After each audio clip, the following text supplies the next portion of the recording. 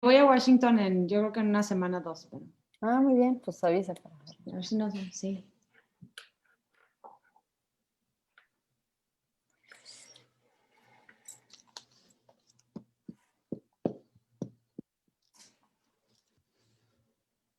Listo. Comunidad de Político.mx, lectores, usuarios de Político.mx, ¿cómo están? Me da mucho gusto saludarlos. Soy Juan Pablo de Leo. Hoy es viernes 13 de noviembre, el último día de nuestros conversatorios a partir del 5º aniversario de Político MX. El lunes estuvimos revisando con Alfonso Basilio el tema de los retos para los medios digitales. El martes estuvimos platicando acerca de las mujeres y el periodismo en México con nuestra directora editorial, Nayel Lozano. El miércoles platicamos acerca de los podcasts y el futuro del periodismo radiofónico.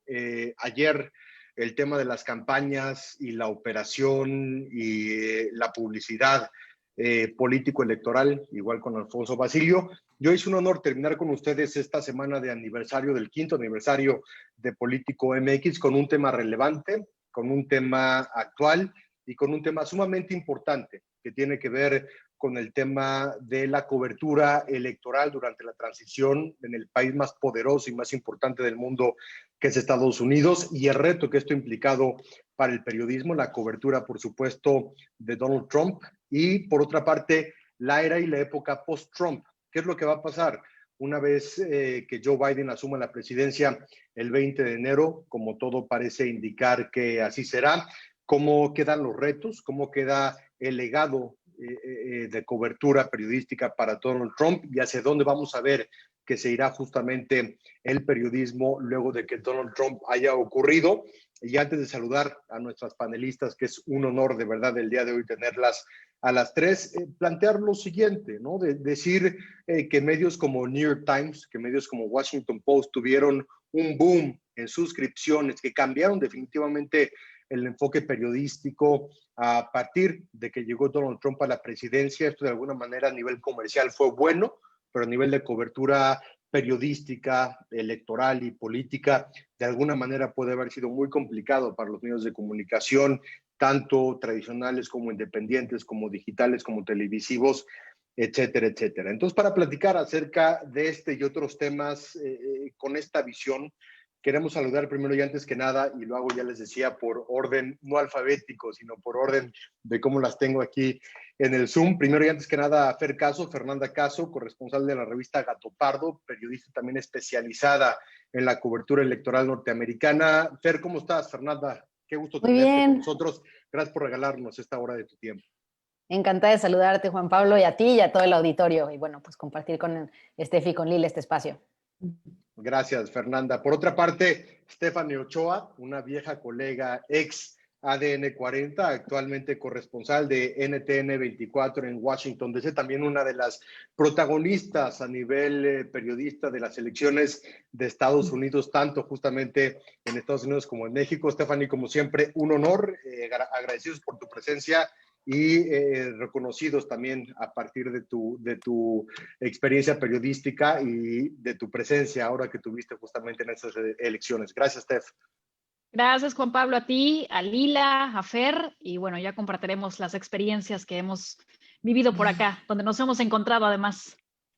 Y por último, no menos importante, una también de las presencias que hemos tenido en los diferentes medios de comunicación durante esta jornada electoral, que nos ha ayudado a entender, a clarificar, a explicar de qué va la elección norteamericana, es Lila Bed, analista internacional. Ella estuvo en Washington durante esas elecciones presidenciales y ahora, lo decía y lo repito, pues nos ha ayudado a entender qué viene y de qué manera se contextualiza este periodo de transición que se ve y se lee tan difícil allá en los Estados Unidos. Lila, un honor, de verdad, muchas gracias y muchos saludos. Juan Pablo, al contrario, muchas gracias por la invitación. Fer, Steph, es un gusto estar aquí con ustedes. Un saludo a todo el público. Gracias, Lila, bienvenidas. Entonces vamos a empezar directamente con la primera pregunta. Empiezo contigo, Fernanda, y tiene que ver con el reto que han tenido los medios de comunicación en esta elección específicamente del 2020. Ocurrió algo que nunca habíamos visto, un desconocimiento permanente por parte de un candidato, de los resultados electorales, y por más que el colegio electoral diga una cosa, por más que los medios de comunicación digan otra, por más que los mismos partidos políticos confirmen justamente el triunfo de Joe Biden, Donald Trump y al parecer gran parte del Partido Republicano han dicho no podemos reconocer todavía el triunfo, hay temas que litigar, hay temas que impugnar y hasta que esto no ocurra no vamos a reconocer el triunfo. Fer, ¿qué tipo de reto representa esto no solamente para la cobertura mediática de la transición, sino para la democracia de los Estados Unidos? Y creo que justo pones el dedo en la llaga, en el punto clave, que es que el reto no es únicamente para los medios, sino para la democracia, porque sí hubo un quiebre, ¿no? En los Estados Unidos la tradición indicaba que quien perdía reconocía al ganador y había una transición natural, aunque personas pensaran que no necesariamente el resultado era el correcto, ¿no? Recordemos después de la polémica de Bush contra Gore en el año 2000, una parte muy importante del electorado se quedó con la sensación de que el resultado no había sido correctamente cantado y que el presidente tal vez no tenía toda la legitimidad, pero aún así el perdedor, el que formalmente quedó como perdedor, reconoció los resultados y se pudo hacer esa transición. Este caso es completamente distinto, justamente porque quien está impulsando la versión sin evidencia de que no se contaron bien los votos, de que hay un fraude, es justamente el presidente de la República quien debería de estar ya empezando los trámites de la transición. Entonces, es un reto enorme, no solo para la cobertura, sino porque ya no hay bases sobre la verdad, ¿no? No hay un punto de encuentro, no hay consensos. Y es algo que no nada más está pasando para la elección, sino que viene construyéndose desde hace años. Ha sido la forma de gobernar de Donald Trump, simplemente desconociendo aquellos datos que no lo favorecen en términos económicos, en términos de salud, en términos de seguridad, y que hoy se concretan en tal vez lo que es más crítico, ¿no? Que es el resultado de una elección, porque es el fundamento sobre el cual se construye la democracia y sobre el cual se puede desarrollar, digamos, cualquier diálogo a futuro, ¿no? Entonces, sí es un reto importante, pero creo que es un reto que tenemos que ver más allá de los medios de comunicación. Es un reto que se tiene que dialogar en términos de instituciones, en términos de, creo que tienen que participar las universidades en cómo resolver este problema, tienen que participar organizaciones de la sociedad civil y no únicamente verlo a través de la lente de los medios de comunicación, que es naturalmente hoy lo más público, ¿no? O a donde se están dirigiendo los ataques, pero entender que pues, los medios de comunicación están siendo únicamente digamos, el saco de boxeo de esta verdad que es mucho más profunda. Stephanie, nos decía Fernanda que una de las particularidades que hemos visto en esta elección es que los republicanos no lo están reconociendo de esa manera, ni quién triunfó, ni que Joe Biden vaya a ser el próximo presidente de los Estados Unidos. Fernanda nos recordó el caso de Al Gore contra George Bush en el año 2000. Te pregunto, tú que estás ahí en la Casa Blanca, que estás en el Capitolio, ¿por qué los republicanos no están reconociendo el triunfo de Joe Biden, Steph? Adelante. Gracias, Juan Pablo. Yo creo que parte del partido se ha inclinado de un lado a los trumpistas. Es decir, tenemos el movimiento del trumpismo que seguramente no terminará después del mandato del republicano Donald Trump en la Casa Blanca, sino que lo seguiremos viendo reflejado en el partido porque se ha quedado incrustado, enraizado y esto ha implicado que las prácticas cambien. Los republicanos que hemos visto que se están desmarcando de estas prácticas están literalmente dejando de lado las ideas que se han ido metiendo desde que arrancó la administración Trump. Yo creo que esto nos marca un parteaguas de la manera en que se estarán dando los próximos procesos políticos en los Estados Unidos, donde este movimiento va a seguir de alguna manera reflejando estas ideas. Escuchábamos que ya incluso el presidente Donald Trump podría estar pensando en una campaña para el 2024, lo que nos habla de que esto no es un antes y un después, sino un vamos a ver qué va a pasar más adelante. Entonces, creo que entender que el trumpismo como parte del partido que ha cambiado su forma de ser va a tener implicaciones mucho más graves. Y lo que decía Fer también, creo que es importante destacarlo, el tema de las tradiciones en las instituciones de los Estados Unidos.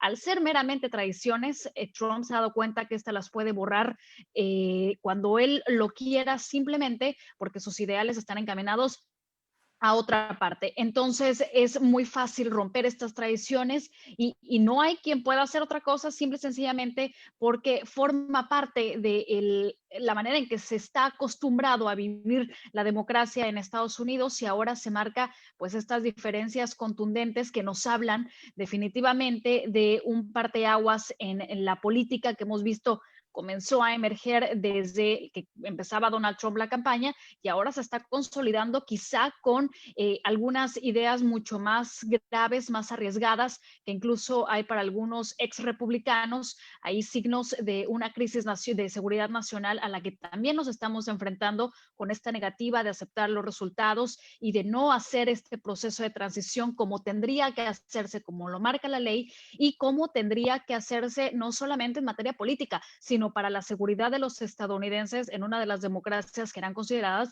las más maduras, o si no la más madura en el mundo y que ahora está quedando con una imagen totalmente distinta frente a otras naciones. Gracias, Stephanie. Lila, tomando un poco de lo que ha dicho Fernanda, de lo que han dicho Stephanie, ¿por qué Donald Trump se ha enraizado en el Partido Republicano? ¿Por qué Donald Trump tiene este poder justamente de, si quieres decirlo así, amenazar a los integrantes del Partido Republicano para que no salgan a reconocer el triunfo de Joe Biden?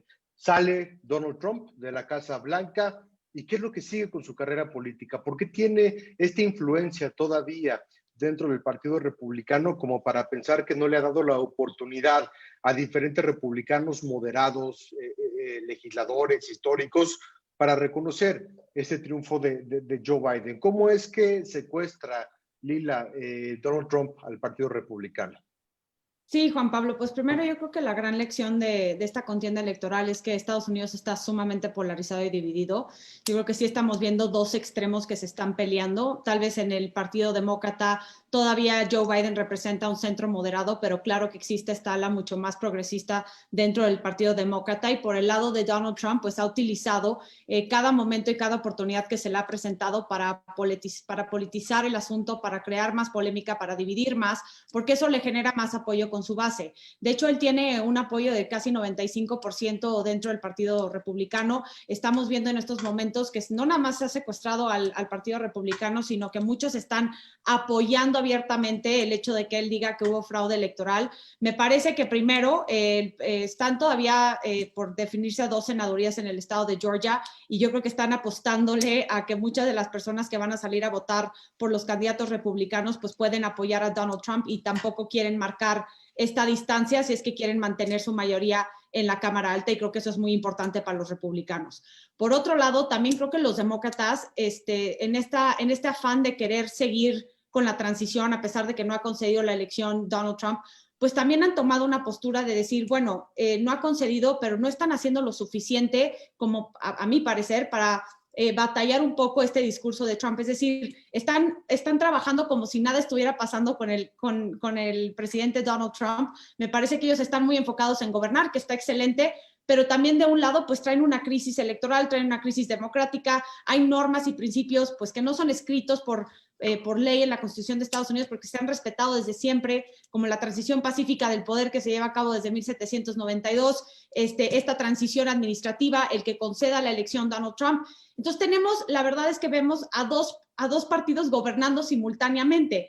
Vemos a Joe Biden haciendo una conferencia de prensa sobre el COVID y hoy en la tarde, ayer, ¿no? Hoy en la tarde vimos al presidente en el Rose Garden dando su versión del COVID. O sea, es decir, uno no concede, el otro ya está gobernando, pero el otro es el presidente electo. Y esto es una locura, verlo, como dijo Stephanie, la verdad, en una de las democracias más maduras, que fuera uno de los bastiones democráticos a nivel mundial, ver cómo no hay certidumbre de quién está gobernando. El equipo de Joe Biden está haciendo llamadas con mandatarios, pero no con la vía oficial, que es por el Departamento de Estado, porque todavía no concede la elección, pero tampoco cuentan con los recursos. Entonces, cubrir este momento en Estados Unidos es muy complicado porque tienes a dos lados gobernando de manera simultánea, pero aparte que traen diferentes datos, que traen diferentes discursos y que la base de cada uno le cree al que le quiera creer.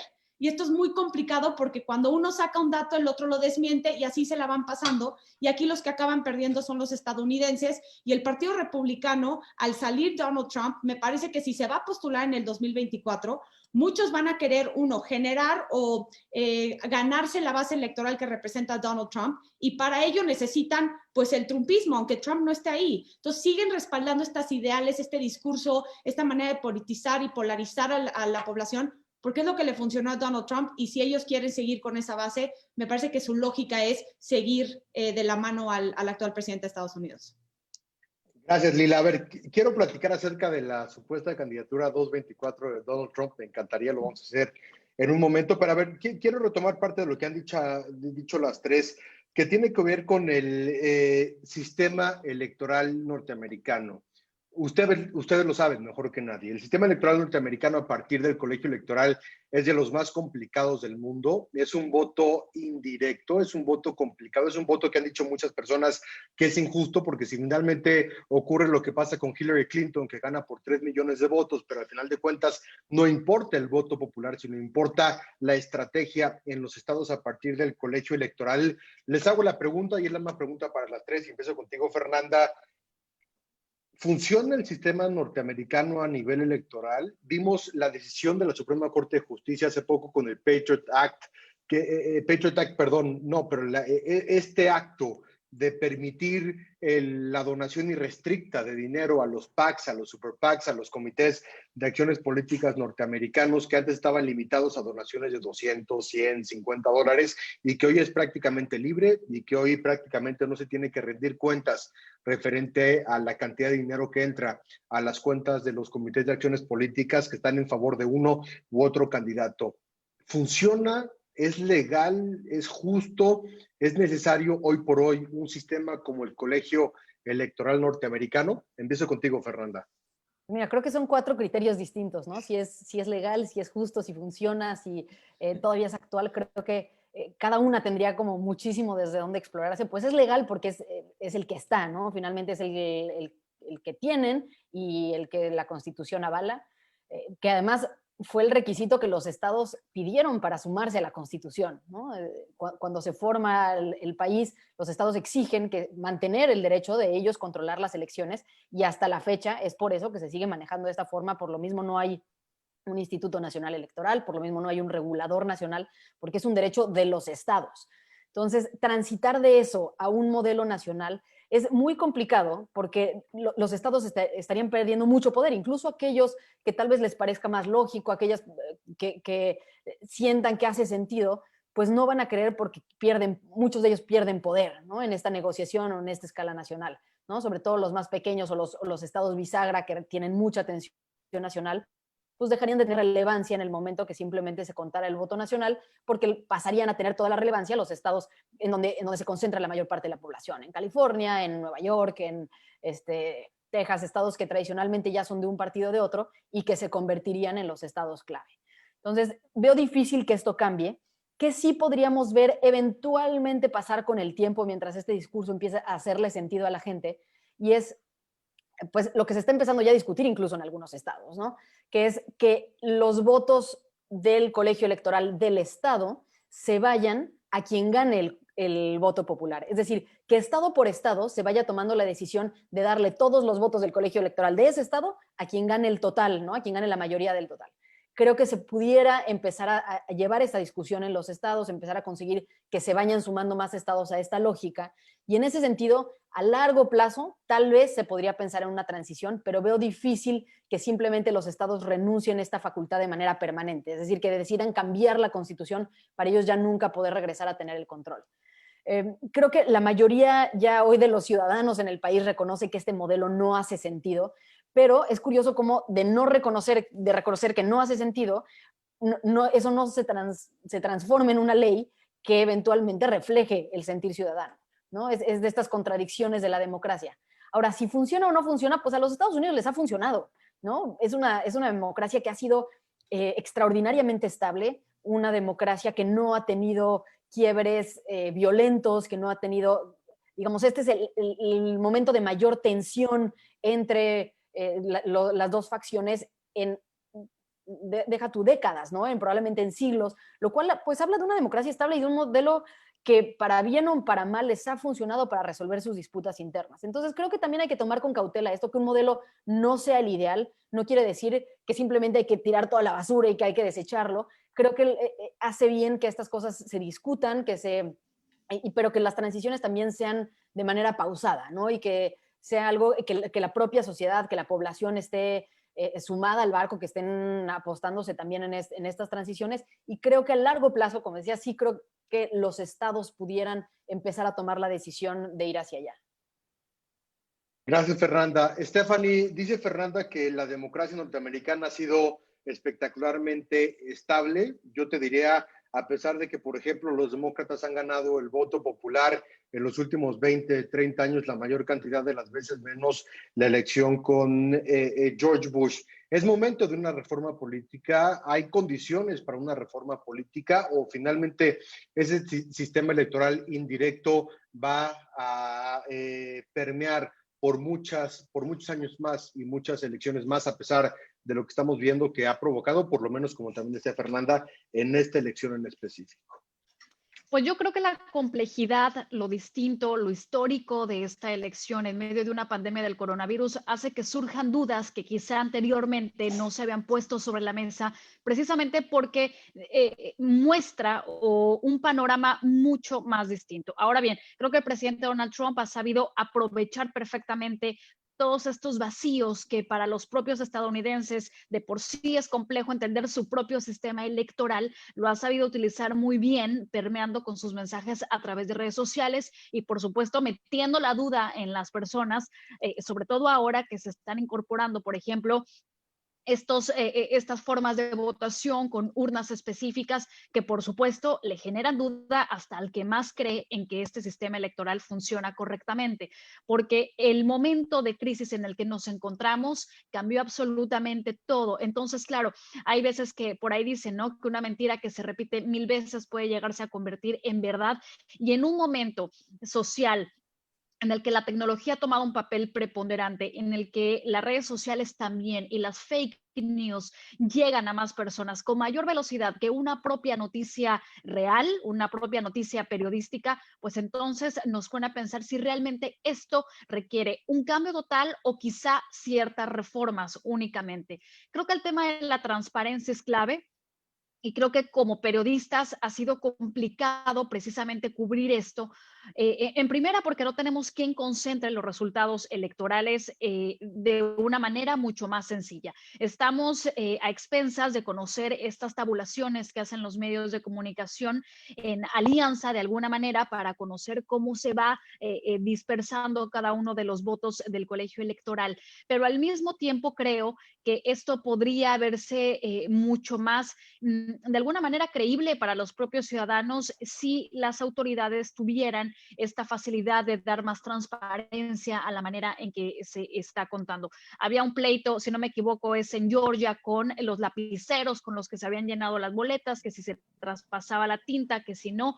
Son cosas que quizá para Latinoamérica suenen demasiado complicadas, porque sabemos que al menos en México, si tachas un espacio que no era el correcto, pues entonces el voto queda inválido, ¿no? Cuando aquí ese ha sido uno de los debates en los que incluso el Poder Judicial de alguno de los estados ha determinado que esos votos sí van a ser contados. Entonces, creo que no tendría que cambiar el sistema, quizás sí algunas reformas que permitieran a la gente tener certeza de que las cosas yendo bien. Veíamos ayer un comunicado de las agencias de ciberseguridad del Departamento de Seguridad Nacional diciendo que esta era la elección más segura en toda la historia de los Estados Unidos, pero claro, eso lo sabemos y nos lo ponen en un comunicado 2 semanas después de la elección, cuando la gente lo que quería era tener certidumbre desde la noche electoral, cuando quedamos en el limbo, y hasta 4 días después conocimos pues qué estaba pasando. Entonces creo que ahora están en la mesa dudas que antes no estaban. Gracias, Stephanie. Lila, te veo ya queriendo entrar No, cada no, 10 segundos al bien tema. intensa, Adelante. ¿verdad? Qué horror. No, a ver, ¿Qué soy bien opinas? ¿Qué intensa. opinas? No, es que te voy a decir que es algo muy irónico, porque los padres fundadores, cuando hicieron la Convención Constitucional en 1789, no querían que el colegio electoral fuera la instancia que eligiera al presidente de Estados Unidos. En ese entonces no habían partidos políticos. Entonces, lo que ellos pensaban es, se van a postular 3, 4 candidatos, ninguno va a obtener una mayoría en el colegio electoral y por ende se va a turnar a la Cámara de Representantes. Y así pasó. Por mucho tiempo pasó hasta que se establecieron el sistema de 2 partidos. Al nada más reducirse a 2 candidatos, pues empezaron a lograr mayorías en el colegio electoral. Y la verdad es que sí ha funcionado bien el sistema. Coincido con Fernanda en ese punto. Únicamente 5 veces en la historia de Estados Unidos el voto popular no ha empatado con el resultado en el colegio electoral, empezando con la del 24, luego la del 76, 88, 2000 y 2016. O sea que en esta elección, a pesar de toda la incertidumbre y toda la locura en torno a la contienda, pues regresamos a este patrón en donde el candidato gana no nada más el colegio electoral, sino que también gana el voto popular. Dicho esto, me parece que es muy difícil que puedan ahorita pasar una enmienda constitucional que se requiere para que se pueda modificar el sistema electoral en Estados Unidos. Si tomamos en cuenta que la única enmienda constitucional que ha pasado es la de 1804, que es la 12ª enmienda, que es la que marca que si ningún candidato llega a la mayoría en el colegio electoral, la elección de presidente se turna a la Cámara de Representantes y la de la vicepresidencia al Senado. Pero de ahí en fuera, la única que casi prospera fue durante la época de Nixon, pero se murió en el Senado porque, de nuevo, requiere de 2/3 tanto de la Cámara Baja como del Senado, como de los estados, para que prospere una enmienda constitucional. Ahora, como tú bien lo mencionaste, Juan Pablo, los demócratas tienden a ganar el voto popular y no ciertamente ganar el colegio electoral. Por esto yo veo que es muy complicado que se vaya a hacer una enmienda, porque los republicanos se han visto muy beneficiados por la figura del colegio electoral. Entonces, yo no creo que el Partido Republicano vaya a apoyar una enmienda constitucional. Lo que sí creo es que tal vez pueda haber una modificación. Vemos que 48 de los 50 estados en Estados Unidos utilizan el método del ganador se lleva todo. Es decir, el candidato que gana el voto popular en ese estado se lleva la totalidad de electores que representa ese estado, salvo los estados de Maine y Nebraska que utilizan este método por distrito, que es lo mismo, nada más que el candidato que gane el voto popular en ese distrito se lleva la cantidad de electores de ese distrito. Hay muchas pláticas de que tal vez ciertos estados puedan implementar el método de distrito para que no se lleve un candidato la totalidad de los electores de un estado. También ¿qué pasa lo que en las primarias, no? En las primarias republicanas, demócratas, más o menos, en ese sentido y en ese sistema. Así es, Juan Pablo. Y es también la otra discusión es lo que dice Fernanda, que bueno, que los electores tengan que votar forzosamente conforme a la votación del voto popular del estado. Que de hecho ya más de 32 estados han pasado leyes para sustituir, penalizar a los electores infieles, ¿no? A estos electores que votan en contra del candidato o del partido político o del voto popular que representó ese estado. Y ese es uno de los mecanismos que ahorita se escuchan y suenan, ¿no? Como una de las estrategias de Donald Trump de poder cambiar con las mayorías republicanas en legislaturas en ciertos estados, que esas mayorías digan, la elección del voto popular hubo fraude, entonces es ilegítimo y por ende vamos a sustituir a los electores de Biden con electores a favor de Trump. La verdad es que no creo que esto prospere, pero bueno, eso es una de las debilidades del sistema electoral en Estados Unidos. Preguntaste que si es justo, me parece que sí y no, ¿no? Porque sí han habido contradicciones, han habido momentos en Estados Unidos donde no le ha favorecido al candidato que gana el voto popular, pero también aquí hay otra cosa. En 1929 se fijó el número de miembros en la Cámara de Representantes a 435.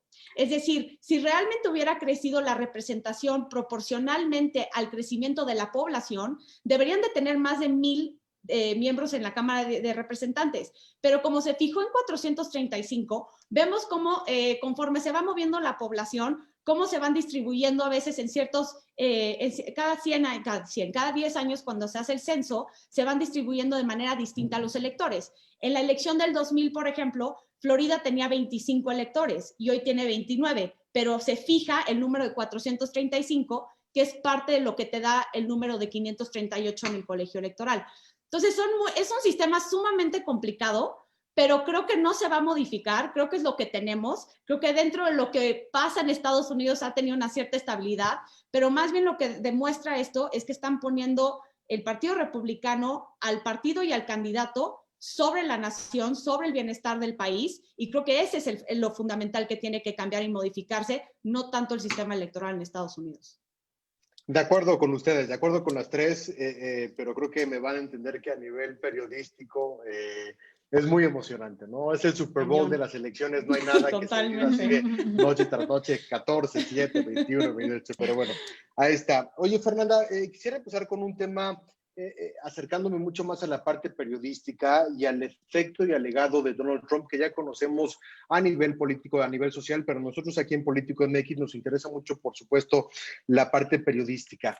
¿Le ayuda a final de cuentas Donald Trump al periodismo? Es decir, lo decíamos al principio en la introducción, el New York Times aumenta suscripciones, por primera vez en su historia recibe más dinero, tiene más ingresos de las suscripciones que de la publicidad. De igual manera, el Washington Post crece sus visitas y crece su tamaño a niveles históricos, y todo eso algunos analistas lo aterrizan en la parte de la presidencia de Donald Trump. Si no hubiera estado Donald Trump, quizá no hubiera recibido este empujón una parte del periodismo norteamericano a nivel periódico, a nivel televisión con CNN, MSNBC y otras cadenas televisivas y demás.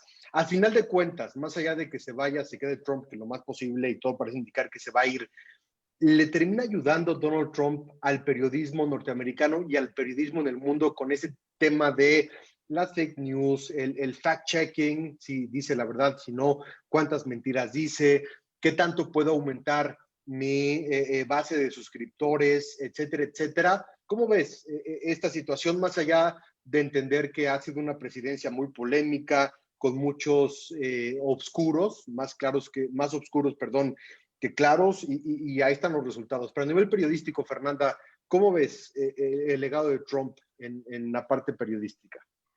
Mira, yo creo que el saldo es absolutamente negativo.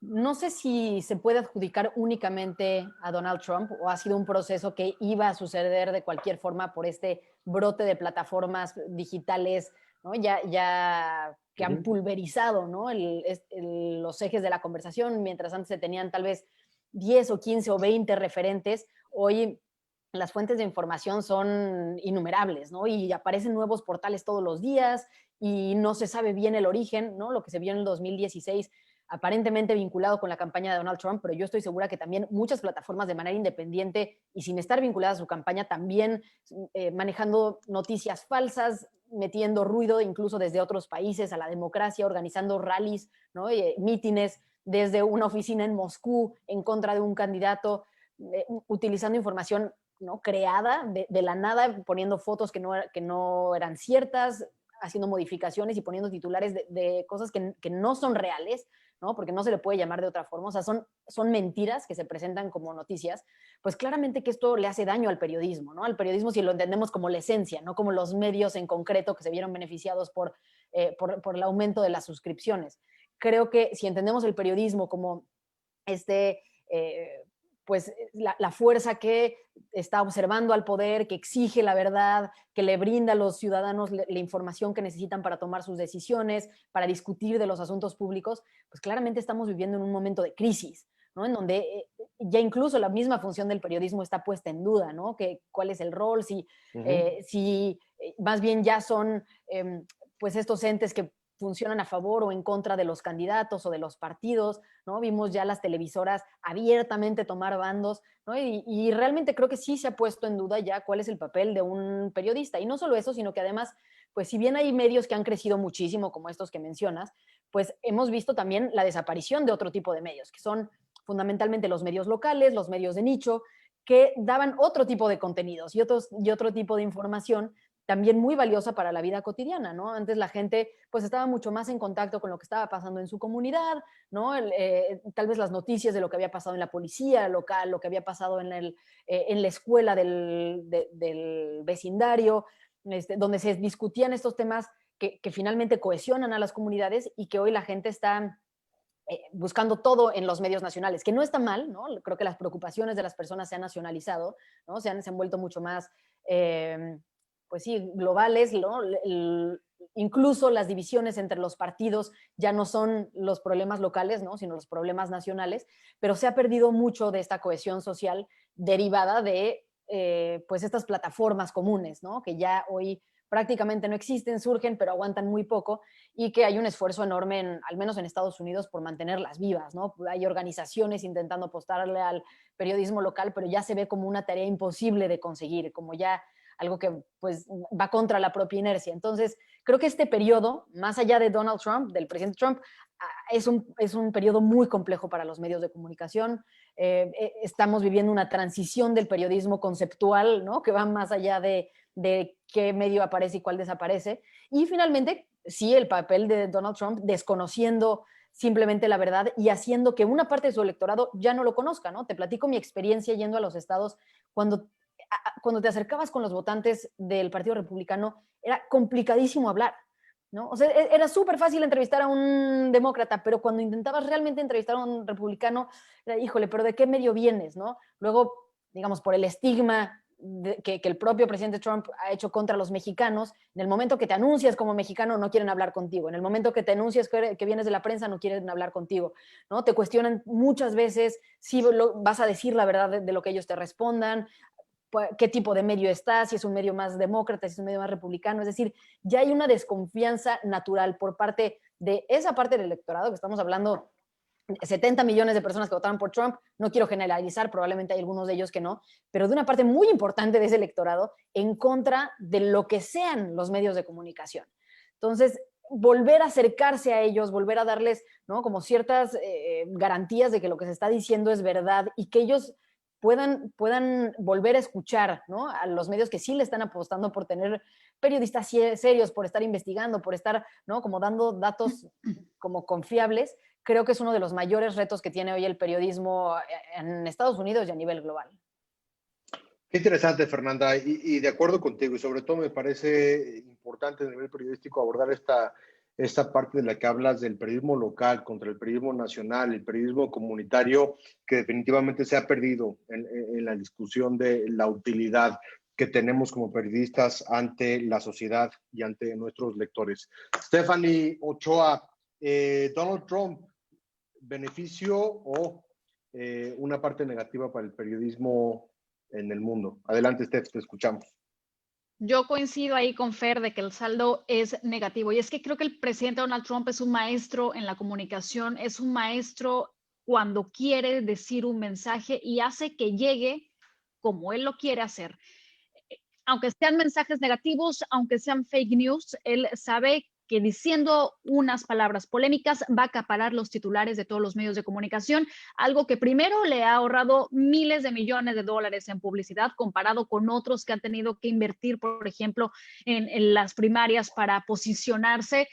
El presidente Donald Trump se ha ahorrado mucho dinero precisamente por saber enviar estos mensajes. Ahora, también creo que el papel de los medios de comunicación ha ido, no sé si decir madurando poco a poco, pero sí la manera en que el espacio se le daba a Donald Trump desde el año 2016 ha ido cambiando poco a poco. Ahora vemos que en todo momento cuando el presidente está hablando, de inmediato sale esta revisión de los datos, si es verdad, si es falso, y recientemente lo vimos cuando cortaron la transmisión en vivo algunas cadenas de comunicación, de medios de comunicación aquí en Estados Unidos, que para muchos fue censura, para otros no, y es parte de las libertades de medios privados, pero lo cierto es que esto implica para los periodistas aún más rigurosidad al momento de dar la información, porque tenemos por un lado los periódicos que son alrededor de 1,300 en Estados Unidos y más de 31,000 canales de televisión entre locales, nacionales y también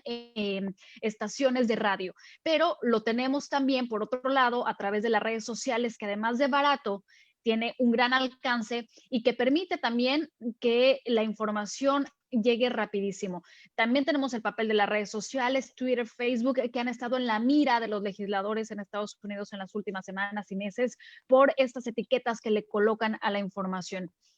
Sin duda esto nos pone un segundo reto enfrente porque porque, insisto en el tema de la pandemia, es que esto ha cambiado la manera en que se hacen reportajes en la calle, en que se hacen entrevistas, porque ya no tenemos ese contacto con la sociedad, lo que impide de alguna manera que la información tenga esa carnita que le decimos en las notas periodísticas, y además si le sumamos esta guerra constante con estar desmintiendo la información, sin duda es un tema que ha cansado mucho al gremio periodístico y que implica un reto mucho más grande para los próximos años. También hemos visto cómo han ido desapareciendo los medios. La pandemia del coronavirus provocó que muchos quebraran y era precisamente uno de los aspectos que los demócratas buscaban cuando estaban tratando de legislar un nuevo paquete económico, que era financiar a esos medios que tienen una labor bien importante en las comunidades más pequeñas para que la información llegue a quienes la necesitan a través de medios confiables. No sé si decir objetivos, porque las líneas son claras aquí en Estados Unidos, ¿no? Y las marcan muy bien. Creo que eso también es un tema de responsabilidad con la audiencia que los está escuchando. Pero sin duda, esto afectó al periodismo y de alguna manera, económicamente, pues quizás sí fue muy generoso este proceso con las cadenas de comunicación más grandes. CNN en el año 2016 logró incrementar 170% su audiencia durante los debates presidenciales, y ni hablar de los costos de la publicidad, que para ellos fue increíble. Entonces, por un lado, sí, económicamente, sí vemos a los medios de comunicación como empresa, pero al periodismo como el oficio, como el estar con la información batallando, es otra historia y ha sido afectada de manera muy importante. Decía Fred el tema de los republicanos. Y justo me recuerda cuando Donald Trump estuvo en el hospital, que estaban esperando muchísimos de sus seguidores afuera a que él saliera. Y yo recuerdo cómo se metían los seguidores de Donald Trump entre las cámaras de televisión. Me acuerdo mucho de una señora que iba con su hija y estaba insultando a un camarógrafo y la niña le replicaba las groserías que decía la mamá.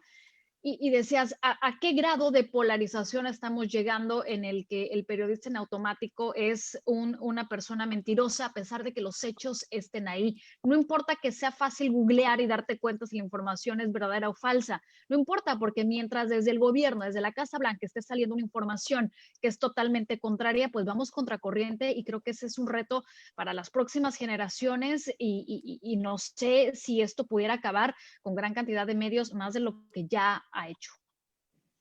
Sin duda, Stephanie, muchísimas gracias. Lila, tuvimos un gran debate, tú y yo, con el querido Manuel López San Martín, sé que lo recuerdas, de la toma de posesión, bueno, no en el discurso de triunfo de Joe Biden referente a si era censura o no que los medios de comunicación cortaran un discurso del presidente Trump, pero me gustaría retomar lo que ha dicho Fernanda y lo que ha dicho Stephanie referente a la parte de una autocracia, de un autócrata que una de sus principales intenciones es eliminar a la prensa y sobre todo eliminar a la prensa que él considera como oposición, y Stephanie ya nos ha platicado que ya lo ha vivido justamente en carne propia.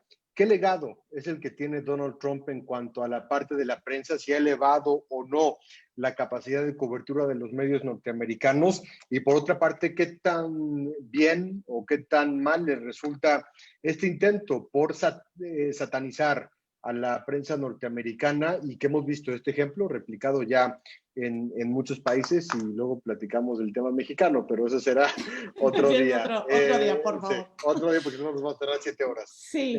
¿Cómo ves, Lila, estas sí. experiencias de Stephanie y estos planteamientos de Fernanda?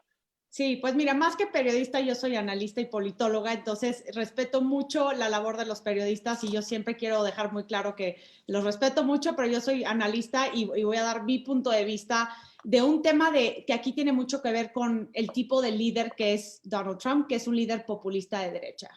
Y un líder populista de derecha, para ellos es muy fácil encontrar a un ellos contra nosotros. Eso es básico para cualquier tipo de líder populista. Es muy fácil decir, los que están en contra de nosotros no son parte de nosotros, entonces son nuestros enemigos, ¿no? Y entonces parte de esa parte enemiga forman parte de los medios de comunicación.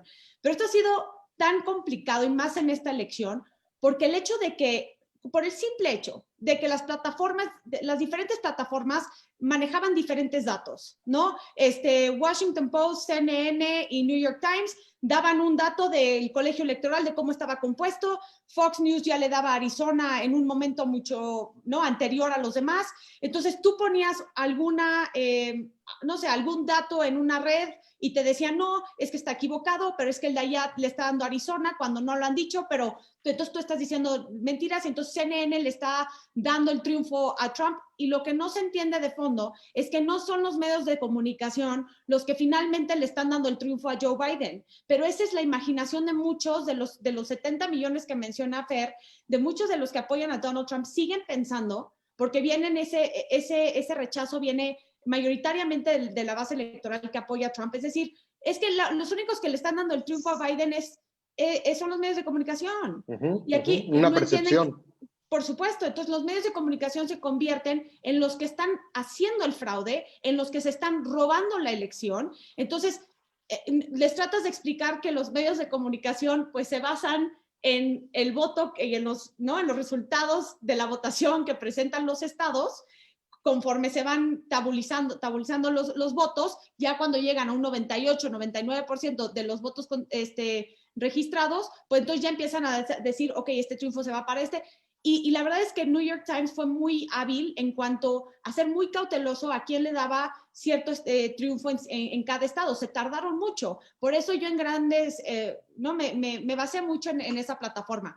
Pero hasta en eso, o sea, estamos hablando de la cosa más básica, de que la gente todavía cree que los medios de comunicación son los que les están robando la elección a Donald Trump. Todavía no entienden que es la gente que está votando, que la persona que gana el voto popular es la que se lleva a los electores, que entonces ya te da el número, la proyección en el colegio electoral. Entonces me parece que por un lado ha sido muy complicado esa elección porque la gente no quiere creer lo que los medios de comunicación nos digan, pero ya incluso ni Fox News. O sea, ya dicen que Fox News también forma parte de la parte enemiga, ¿no?, en contra de los aliados que son la base electoral de Trump. Entonces, ya es muy complicado llegar a ese punto. Y lo que tú decías, Juan Pablo, cuando estábamos hablando con Manuel, que me pareció muy interesante porque, bueno, yo sí creí que fue censura, pero tú no. Buen debate, muy buen debate.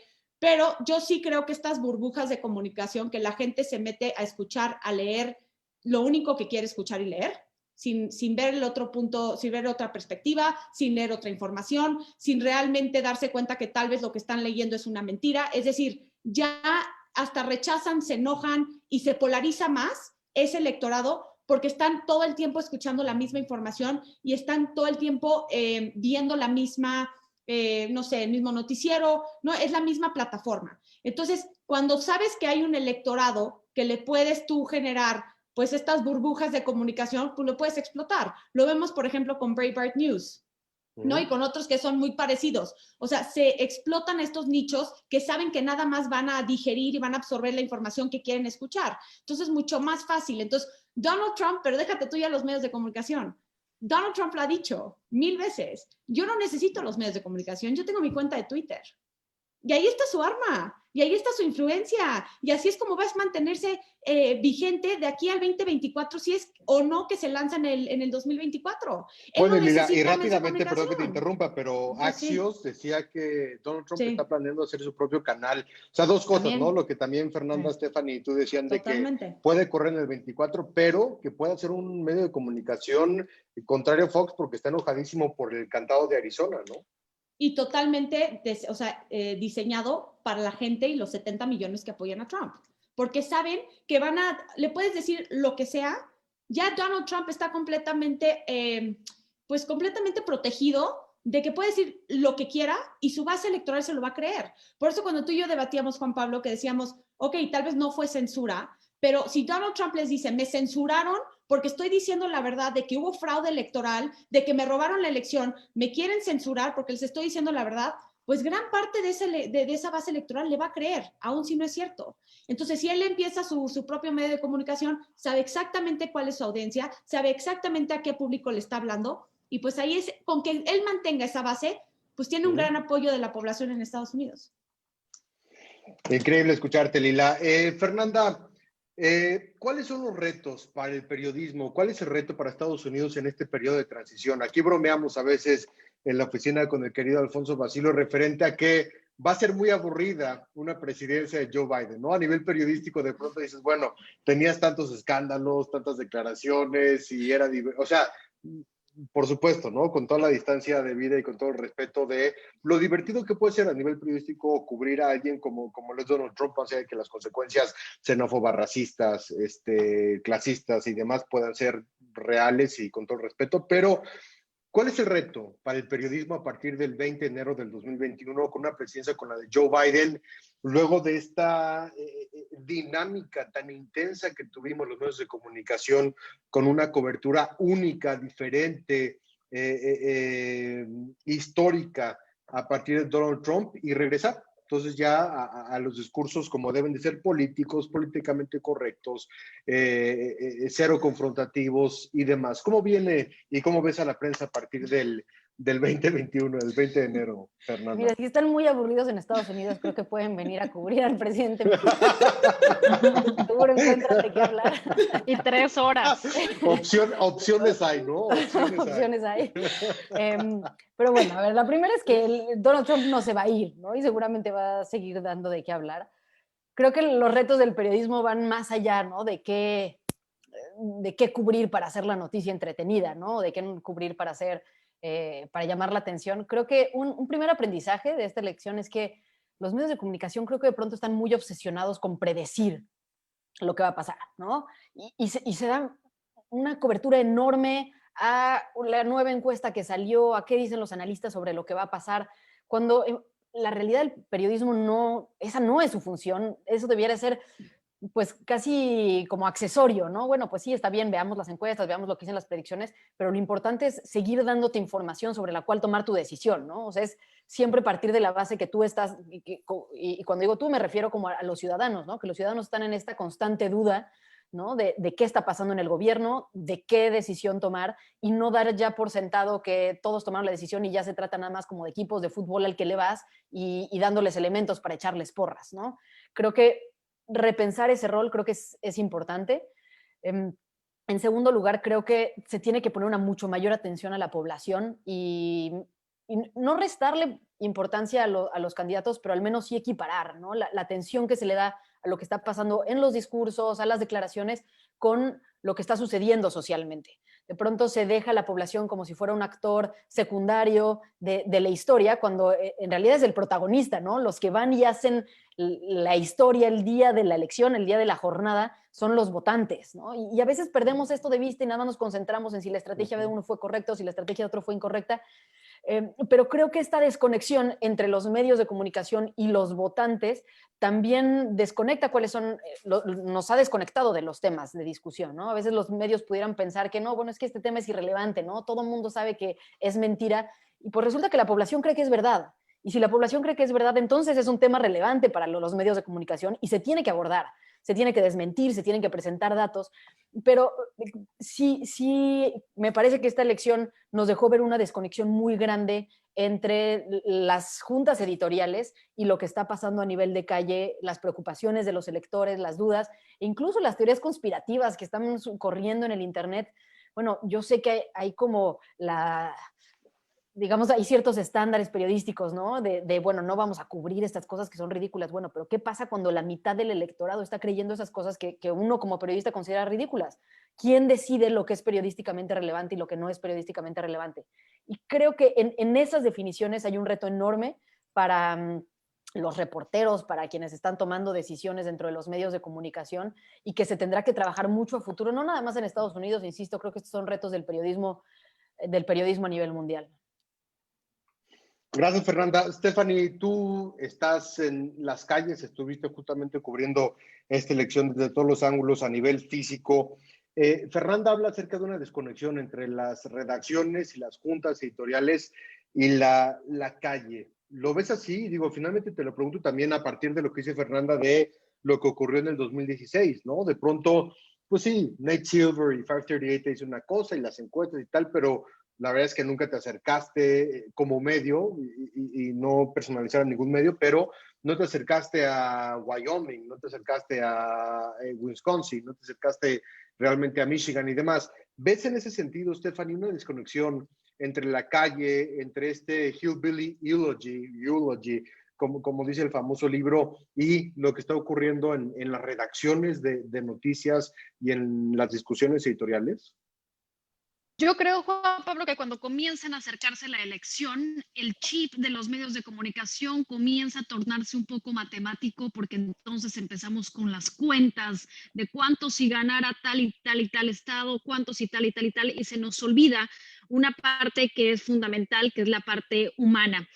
Creo que no se olvidó por completo esta conexión, pero creo que sí tomó mucho más relevancia el pasar a un plano de quién será el primer medio que lance este conteo, esta previsión, esta encuesta, porque claro, con estos números a la gente le da vueltas la cabeza y comienzan a imaginarse un escenario en el que todavía no estamos.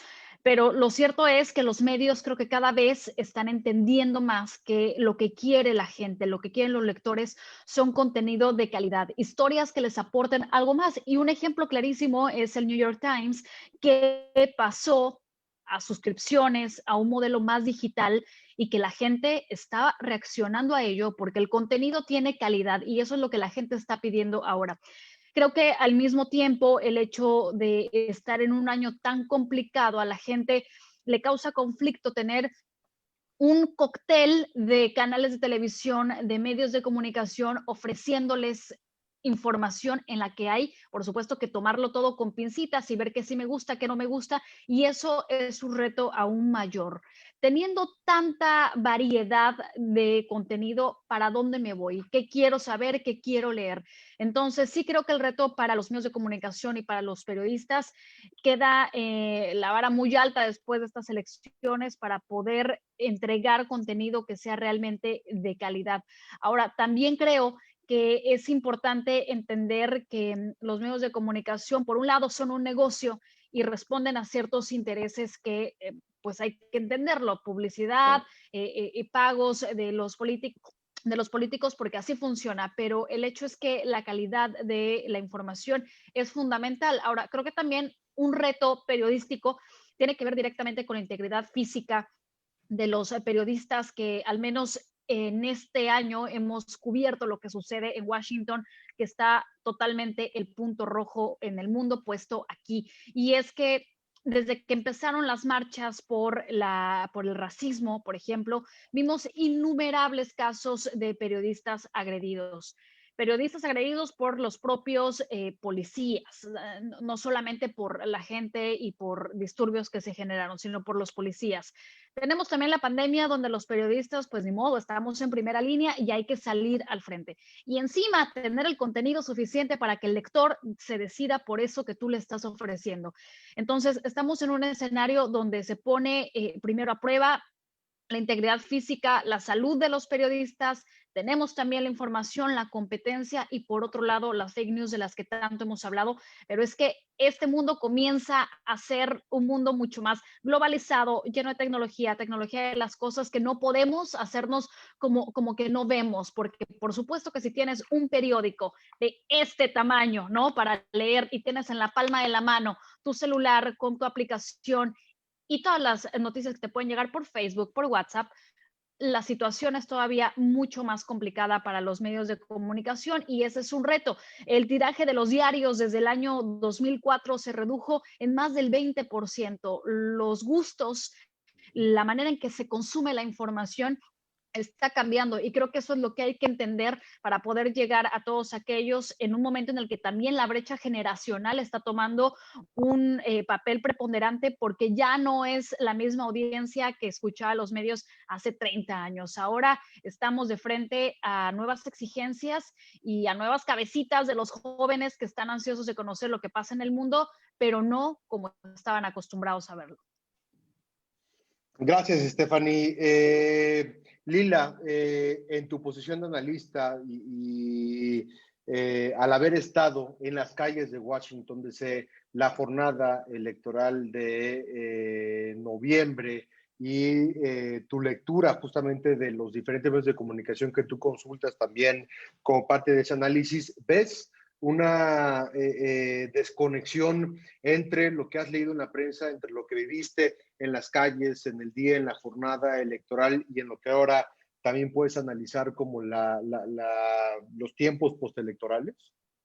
Sí, mira, una de las cosas que más me sorprendió al llegar a Washington fue ver a los establecimientos con estos tablones de madera, ¿no? Como preparándose para una ola de violencia que jamás yo había visto en la capital de Estados Unidos. Yo he vivido, trabajado, estudiado ahí y nunca había visto algo semejante. Ahora, creo que ahí, a la inversa, creo que sí los medios de comunicación y muchas redes estaban esperando que se llegara una ola de protestas, disturbios en las calles. Vamos, yo recibí hasta un WhatsApp del Distrito de Columbia diciendo que no salgan a las calles porque se esperaban disturbios y pues en realidad estuvo muy tranquilo, ¿no? Entonces ahí sí hubo, pues no conectaba lo que se prevé, lo que los medios de comunicación decían que iban a suceder y con lo que realmente estaba ocurriendo en las calles. Pero más allá de esto, creo que el tema de los medios de comunicación es que, perdón que lo diga así, tal vez estoy muy equivocada, pero creo que ya no tienen la relevancia que antes. Creo que hoy, donde más le están apostando todos los candidatos, donde más están viendo los partidos políticos, es las redes sociales.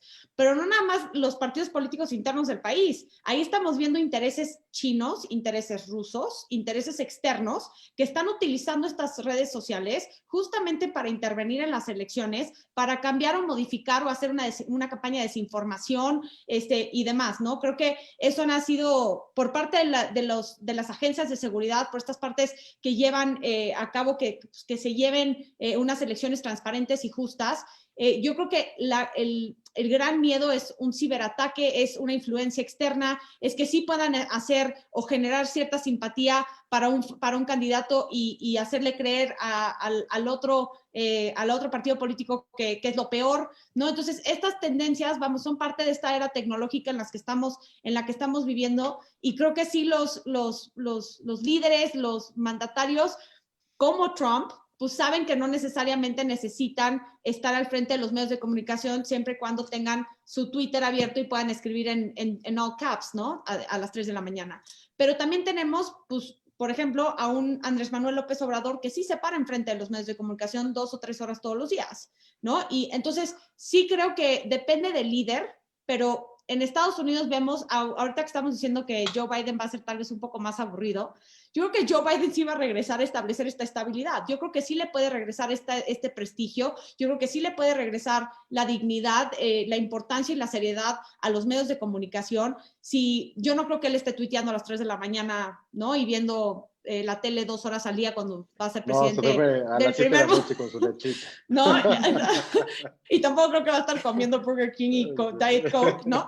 Entonces, sí creo que Joe Biden trae una seriedad. Sí, no es el candidato más carismático, no lo es, pero sí creo que va a regresar una estabilidad muy necesaria en donde tal vez ya los medios de comunicación otra vez puedan regresar a decir, oigan, lo que les estamos diciendo, sí, como dice Stephanie, representan intereses y claro que representan ideologías y posturas, así son los medios de comunicación, pero que mínimamente lo que se le está diciendo al público son datos duros y son verdades y son, ¿no? O sea, porque ahora dices cualquier cosa y te dicen es que estás diciendo mentiras, es que no es cierto porque yo tengo en Twitter yo leí esto o en Facebook me llegó esto.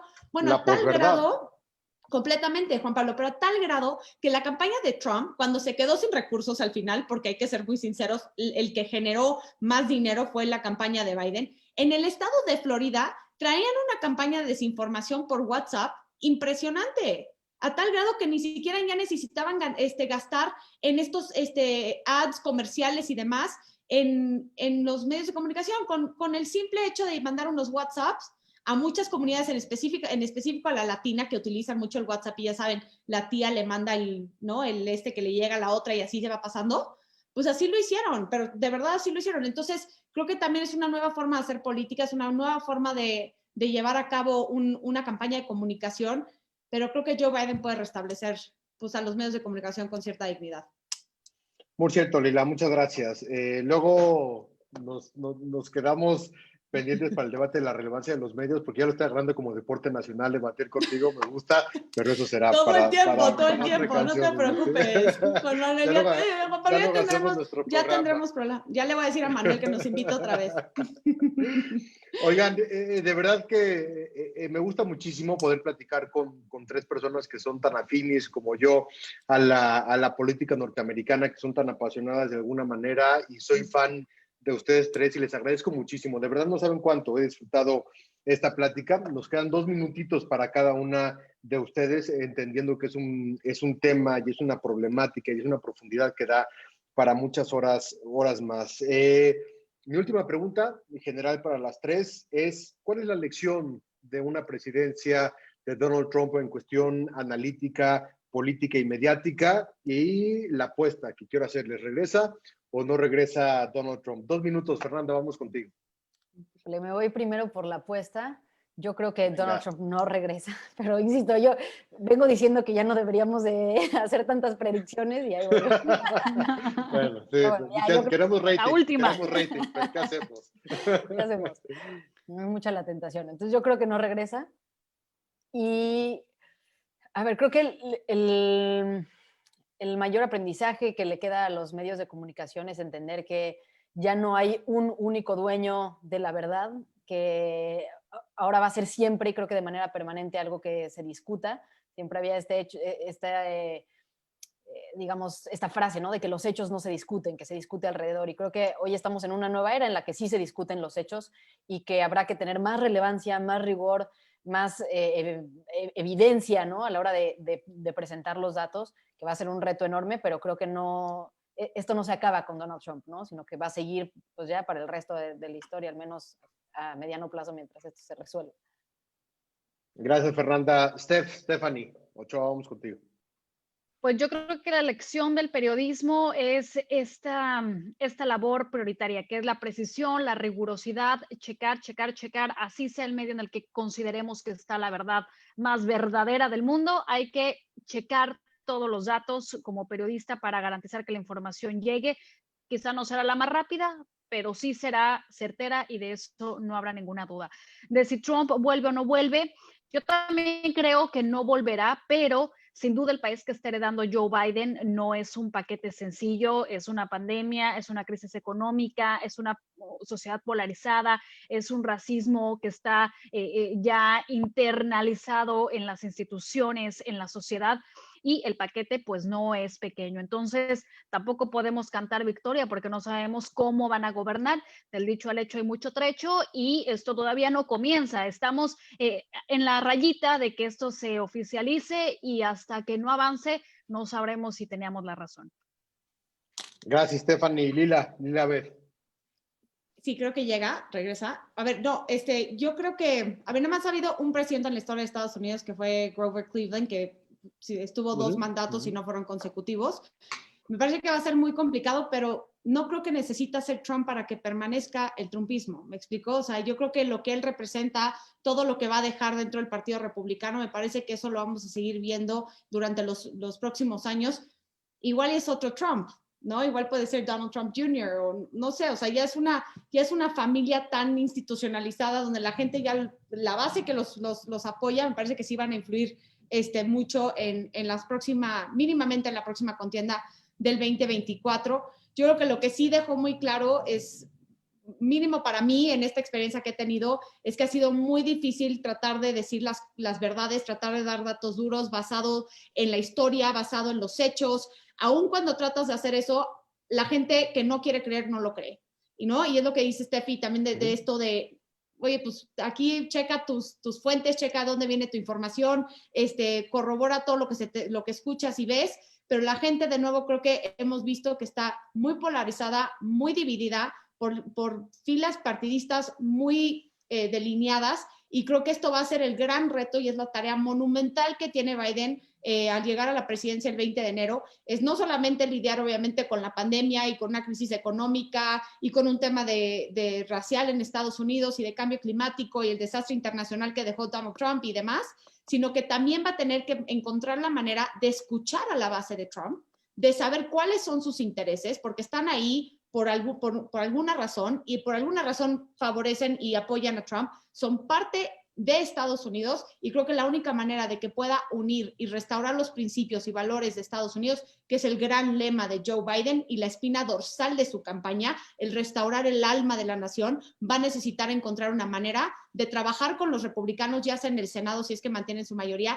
pero más allá del Senado, dentro del Partido Republicano, saber cómo escuchar y cómo poder gobernar y plasmar sus intereses también al proyecto de Joe Biden para que realmente pueda avanzar Estados Unidos. De acuerdo contigo, Lila, monumental. Pues lamentablemente se nos acabó el tiempo. Les quiero agradecer no solamente que nos hayan regalado esta hora a las 3, sino que de verdad les quiero agradecer la guía que han sido para el público mexicano, para la audiencia mexicana, para muchos también de nosotros periodistas, el hecho de haber reportado tan profesionalmente y de manera tan completa la elección de los Estados Unidos. También, Lila, tu análisis tan profundo, tan informado de lo que es y gracias, de lo que implica la elección norteamericana. Y de verdad lo digo, soy fan, y más allá de ser fan, creo que las tres han hecho un trabajo extraordinario, único, espectacular en esta cobertura, y creo que a nombre mío y a nombre de muchos se los agradecemos más allá de Político MX. Fernanda Caso, corresponsal de Gato Pardo en Washington DC. Fernanda, muchísimas gracias por habernos acompañado en este último conversatorio de Político MX en nuestro quinto aniversario. Gracias, Fernanda, de verdad. Fue un gusto poder estar con ustedes. Bueno, lo disfruté y aprendí muchísimo también. Y saludos a la familia. Gracias, Fernando. Stephanie Ochoa, ya lo digo siempre y con orgullo, ex colega de ADN 40 y corresponsal de NTN 24 allá en Washington DC. Nunca se te va a quitar ese origen de ADN 40. Steph, muchas gracias, de verdad. Y un honor, y sabes que siempre muy agradecido contigo. Gracias, gusto estar aquí, gracias por la participación, e increíble estar con estas dos chicas talentosísimas. Lila Abed, analista internacional y una, yo te diría, en los medios mexicanos, de las principales voces que hemos tenido para dar luz y para dar seguimiento a estas elecciones desde Washington DC y también desde la CDMX. Gracias, Lila, de verdad, gracias, sabes que se te admira y un honor que nos hayas acompañado. Muchas gracias, Juan Pablo. A ver cómo debatimos de nuevo, va a ser un honor y un placer. Steffi, Fer, de verdad son unas mujeronas, las admiro más que muchas otras, entonces ha sido un honor y un placer estar aquí. Y muchas gracias a ti, Juan Pablo, por la invitación de nuevo. Pues con eso terminamos. Muchas gracias a las tres, un honor.